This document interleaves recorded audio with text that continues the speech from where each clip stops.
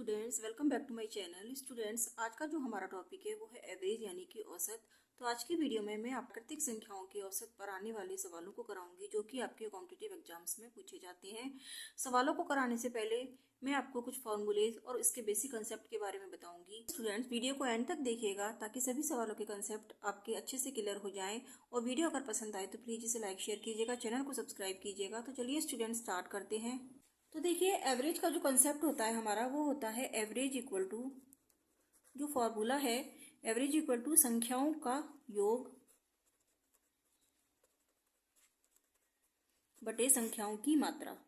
यानी कि जो भी संख्याएं आपको दी गई हैं उनका total sum upon number of that numbers. ठीक है, मान लीजिए अगर आपको संख्याएं दे रखी हैं 1 2 3 4 5 6 7 8 9, इन सभी संख्याओं को आपको औसत निकालना है। तो देखिए क्या का तरीका होता है, इन सभी संख्याओं को आप ऐड कर देंगे एवरेज निकालने के लिए। 1 + 2 + 3 + 4 + 5 + 6 7 8 9। अब कितनी संख्या आई है? 1 से लेकर 9 तक 9 संख्याएं। इन सभी संख्याओं से आप की मात्रा से आप भाग दे देंगे। ठीक है, तो देखिए क्या हो जाएगा, ये इन सबको आप ऐड करेंगे तो सम आ जाएगा 45 डिवाइड बाई 9। ठीक है, ये आ जाएगा 5, यानी कि इन संख्याओं का औसत कितना आ गया? 5। ठीक है, ये आपका पहला तरीका हो गया कि अगर आपको किसी भी संख्या का, जो संख्याएं दे रखी हैं उनका औसत आपको निकालना है तो आप सभी संख्याओं को ऐड कर देंगे और उन संख्याओं से की जो भी मात्रा है आप उससे डिवाइड कर देंगे। अब देखिए, अगर आपको जो संख्याएं दे रखी हैं उनमें जो डिफरेंस है वो सेम है। ठीक है, यानी कि आप यहाँ पे देखिए इनमें 1 1 का डिफरेंस है। ठीक है, आप कोई भी संख्या ले सकते हैं, 2 4 6 8। ठीक है, इनमें 2 2 का डिफरेंस है, या 3 5 7 9, इनमें भी 2 2 का डिफरेंस है, या 2 2 2 के बाद आप लीजिए 6 6 के बाद लीजिए 10 10 के बाद लीजिए 14। तो इन सभी में 4 4 का डिफरेंस है। तो अगर इस तरह से आपको नंबर दे रखे हैं तो आप इसका एवरेज कैसे निकालेंगे? तो देखिए, दूसरा तरीका जो होता है जो हम यूज करेंगे वो तरीका है हमारे पास कि हम क्या करेंगे, जैसे ये संख्याएं आपको दे रखी हैं, ठीक है, 1 से लेके 9 तक। अब देखिए उसमें क्या करेंगे हम, ये 9 संख्याएं हैं तो 4 इधर से छोड़ दीजिए। ठीक है, और 4 इधर से छोड़ दीजिए। जो बीच की संख्या होती है वही हमारा एवरेज होता है, यानी कि बीच की संख्या क्या आ गई, हमारा एवरेज 5 आ गया। अब मान लीजिए कोई भी संख्या ले सकते हैं आप, 1 2 3 4 5 6 7। ठीक है, तो अगर इन संख्याओं का औसत आपको निकालना है, देखिए 3 इधर से छोड़ दीजिए, 3 इधर से छोड़ दीजिए, बीच की जो संख्या है 4 वो हमारी औसत होगी। इस तरह से अगर आपको एवरेज निकालना है तो देखिए इसमें जो संख्याएं हैं उनमें जो डिफरेंस है वो सेम होना चाहिए, आप तभी इस तरह से एवरेज निकाल सकते हैं। अदरवाइज जो एवरेज निकालने का तरीका होता है वो यही होता है कि संख्याओं को ऐड कर दीजिए और संख्याओं की मात्रा से उसको भाग दे दीजिए तो एवरेज निकल आता है। अब देखिए, जो तीसरा तरीका होता है जो हम यूज करेंगे वो तरीका है हमारा कि देखिए संख्याएं आपको दे रखी हैं 1 से लेके 9 तक। ठीक है, और इनका आपको एवरेज निकालना है। तो देखिए क्या करेंगे, हम ये देख लेंगे कि इनके बीच में जो डिफरेंस है वो सेम है। ठीक है, एक एक का डिफरेंस हो। तो देखिए first number plus last number divide by 2। आप पहला नंबर ले लेंगे 1 + 9 डिवाइड बाई 2, ये कितना हो गया 10/2 = 5। ठीक है, इस तरह से आप संख्याओं का एवरेज निकाल सकते हैं अगर उनके बीच में जो डिफरेंस है वो आपको सेम दे रखा है। अब कुछ फॉर्मूलेज हैं जो कि आपके क्वेश्चंस के ऊपर बेस्ड होते हैं कि अगर आपको प्राकृतिक संख्याओं का वर्ग दे रखा है, घन दे रखा है, या किसी तरह की संख्याएं दे रखी हैं और उनका आपको औसत निकालना है, तो ये कुछ फॉर्मूलेज हैं जो मैं आपको बता रही हूँ, इसका आप स्क्रीनशॉट ले लीजिए। ठीक है, जैसे लगातार प्रथम n प्राकृतिक संख्याओं का औसत होता है n + 1/2। ठीक है, ऐसे ही लगातार प्रथम n प्राकृतिक संख्याओं के वर्गों का औसत निकालना है अगर, यानी कि आपको दे रखा है कि 1 स्क्वायर 2 स्क्वायर 3 स्क्वायर, ठीक है, और n स्क्वायर तक आपको दे रखा है, तो देखिए इसका औसत क्या होगा, n + 1 2n + 1/6। ऐसे ही लगातार प्रथम n प्राकृतिक संख्याओं के घनों का औसत क्या होता है, n × n + 1 का स्क्वायर अपॉन 4। ठीक है, नेक्स्ट है हमारे पास लगातार प्रथम n सम संख्याओं का औसत। अब देखिए अगर आपको लगातार सम संख्याएं दे रखी हैं और उनका औसत निकालना है तो सम संख्याओं का औसत क्या हो जाता है, n + 1। ऐसे ही देखिए लगातार प्रथम n विषम संख्याओं का औसत हो जाता है n, यानी जितनी विषम संख्याएं आपको दे रखी हैं उनका औसत आपका उतना ही आ जाएगा।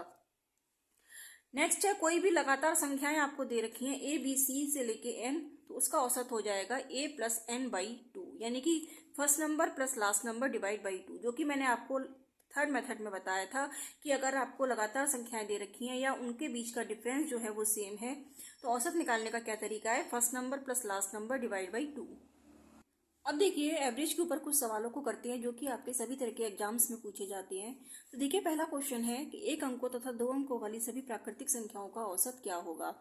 अब देखिए इसमें प्राकृतिक संख्याएं हैं और एक अंक वाली हैं और दो अंक वाली हैं।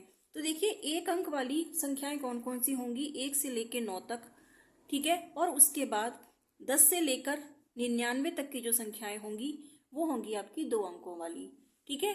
तो इन सभी संख्याओं का औसत निकालने का तरीका क्या है, इन सभी संख्याओं का योग बटे संख्याओं की मात्रा से आप अगर डिवाइड कर देंगे तो औसत आ जाएगा। लेकिन आप देखिए इन सभी संख्याओं को आप कहाँ तक जोड़ेंगे, ठीक है। तो एवरेज निकालने का जो तरीका है वो हम यूज करेंगे। सभी संख्याओं में देखिए अब एक एक का डिफरेंस है, ठीक है, 1 से लेकर 9 तक ले लीजिए, चाहे 10 से लेकर 99 तक ले लीजिए, सभी में एक एक का डिफरेंस है, यानी कि डिफरेंस सेम है। तो हम थर्ड वाला मेथड यूज कर सकते हैं कि first number plus last number divide by two, यानी कि फर्स्ट नंबर जो हो गया वो हो गया 1, ठीक है, लास्ट नंबर क्या हो गया 99 डिवाइड बाई टू, ठीक है। तो ये क्या हो जाएगा 100 डिवाइड बाई टू, आंसर आ जाएगा 50।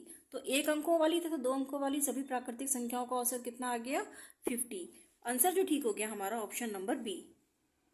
नेक्स्ट क्वेश्चन कह रहा है प्रथम 10 प्राकृतिक संख्याओं के वर्गों का औसत कितना होगा।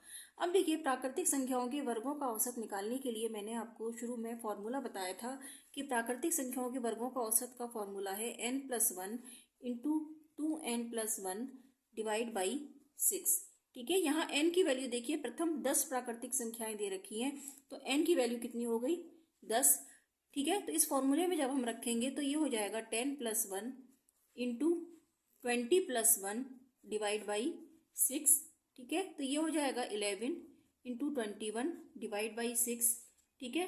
तो ये आ जाएगा आपके पास, इसको आप काट दीजिए, 3 दूनी 6, 3 सत्ते 21, ठीक है, यानी कि 77/2 यानी कि 38.5। तो प्राकृतिक संख्याओं के वर्गों का औसत कितना आ गया जो कि 10 है, 38.5। ऑप्शन जो ठीक हो गया option number A. Next question क्या कह रहा है, देखिए प्रथम 13 प्राकृतिक संख्याओं के घनों का औसत निकालना है।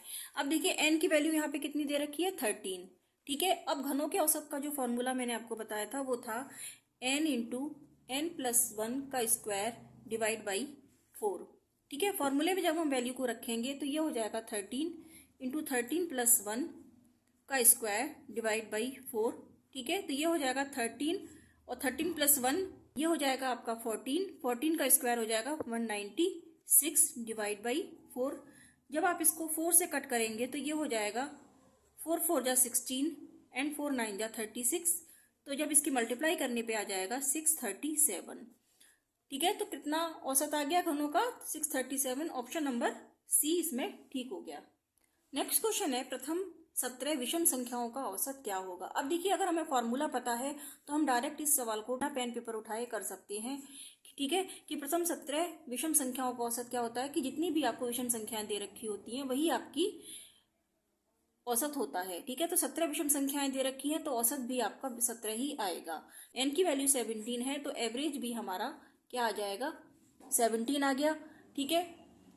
अब देखिए अगर हम इसे चेक करके देखें तो देखिए प्रथम 17 विषम संख्याएं, तो देखिए अगर हम विषम संख्याएं लेके चलें तो ये हो जाएंगी 1 3 5 7 9, इस तरह से आप करेंगे, ठीक है, और ये जाएंगी आपकी 33 तक जाएंगी, ठीक है, यानी कि 33 तक आपकी 17 विषम संख्याएं बनती हैं। तो फॉर्मूले से अगर हम निकालें कि फर्स्ट, क्योंकि इन सभी के बीच में क्या है 2 का डिफरेंस है, ठीक है, तो यानी कि हम वो थर्ड वाला फॉर्मूला भी लगा सकते हैं। तो वो हो जाता है a+n/2, यानी कि first number plus last number divide by 2, ये हो जाएगा 34/2 इक्वल टू 17। तो इस तरह से भी आपका 17 ही आएगा। और जो आपका बेसिक मेथड है कि आप इन सभी को ऐड कर दीजिए फिर डिवाइड बाई 17 कर दीजिए तो भी आपका आंसर 17 ही आएगा। नेक्स्ट क्वेश्चन देखिए क्या कह रहा है, 2 और 22 के बीच सभी विषम पूर्णांकों का औसत बताइए, ठीक है। अब देखिए इसमें 2 और 22 के बीच के विषम पूर्णांक कौन कौन से होंगे, ठीक है। तो ये क्या हो जाएंगे देखिए 3 5 7, 9, 11, 13, 15, 17, 19 और 21, यानी कि ये 2 और 22 के बीच के विषम पूर्णांक हैं। ठीक है, अब इनका आपको औसत निकालना है। तो देखिए हम इसको थर्ड मेथड से करेंगे, क्योंकि इन सभी के बीच में 2-2 का डिफरेंस है। तो क्या हो जाएगा, फर्स्ट नंबर हो जाएगा हमारा 3, लास्ट नंबर हो जाएगा हमारा 21, ठीक है, डिवाइड बाई 2, तो ये हो जाएगा 24/2 यानी कि 12। तो औसत क्या आ गया इनका, 12। नेक्स्ट क्वेश्चन है, 9 क्रमागत संख्याओं का औसत 20 है, तो इनमें सबसे छोटी संख्या कौन सी है। अब देखिए क्रमागत संख्याएं अगर आपको दे रखी हैं और औसत दे रखा है 20, तो औसत देखिए हमेशा क्रमागत संख्याओं में मिड नंबर होता है।